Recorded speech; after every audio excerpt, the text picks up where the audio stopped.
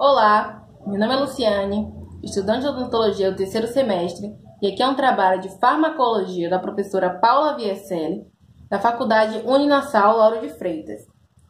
E eu venho falar a respeito do pKa das drogas. O que é o pKa? O pKa, ele é utilizado para quantificar a acidez e alcalinidade de uma determinada substância. Ele é calculado pela fórmula pKa igual a menos log Ka, onde o P na química significa o log de alguma coisa e o Ka significa a constante ionizante de uma determinada substância.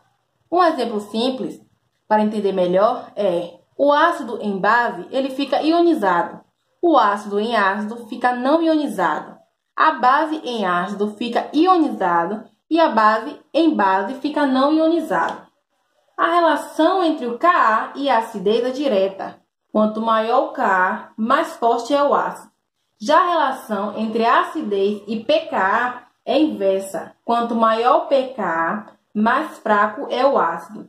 E um exemplo simples é o álcool, que tem o seu pKa por volta de 16, sendo então um ácido fraco.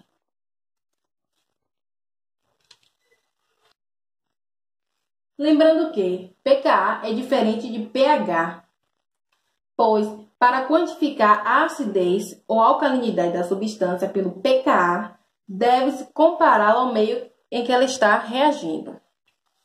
Agora, eu vou dar um exemplo de cálculo de pKa em substância ácida. Temos aqui o cianeto de hidrogênio, que a sua constante ionizante ela é igual a 7 vezes 10 elevado a menos 10. Levando para a fórmula, ficaria menos log, entre parênteses, 7 vezes 10 elevado a menos 10. O seu pKa seria igual a 9,1. Já no ácido sulfúrico, a sua constante ionizante ela é igual a 1,2 vezes 10 elevado a menos 2. Levando para a fórmula, ficaria menos log, entre parênteses, 1,2 vezes 10 elevado a menos 2. O seu pKa seria igual a 3,8. Sendo assim, as bases em comparação, o cianeto de hidrogênio ele seria o ácido mais fraco desta comparação. Em relação ao pH, a acidez ou alcalinidade da substância ela é determinada numa escala de 0 a 14, onde de 0 a 6,9 a substância ela é considerada ácida. 7, a substância é considerada neutra, e de 7,1 a 14, a substância ela é caracterizada como básica. Sendo assim, não é necessário que haja comparação entre as substâncias, e sim uma escala para determinar a sua acidez, alcalinidade. Agora eu vou dar um exemplo onde o fármaco ele fica 50% ionizado e 50% não ionizado. O ácido acetil salicílico, que é a aspirina, ela tem o pK igual a 3,5.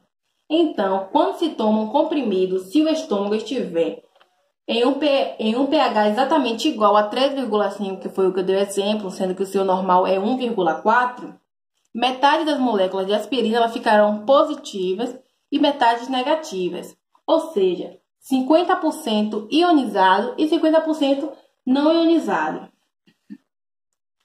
É um pouco complicado, mas para um melhor entendimento, sempre se liga a classificação da substância, se ela é ácida ou se ela é básica. Ou seja, tenha sempre em mente, quanto mais uma substância ácida for para o meio básico, mais ionizado é. E quanto mais ácido for o meio, menos ionizada ela fica. Agora eu vou dar um exemplo de cálculo de pKa em substâncias básicas. Temos aqui a amônia.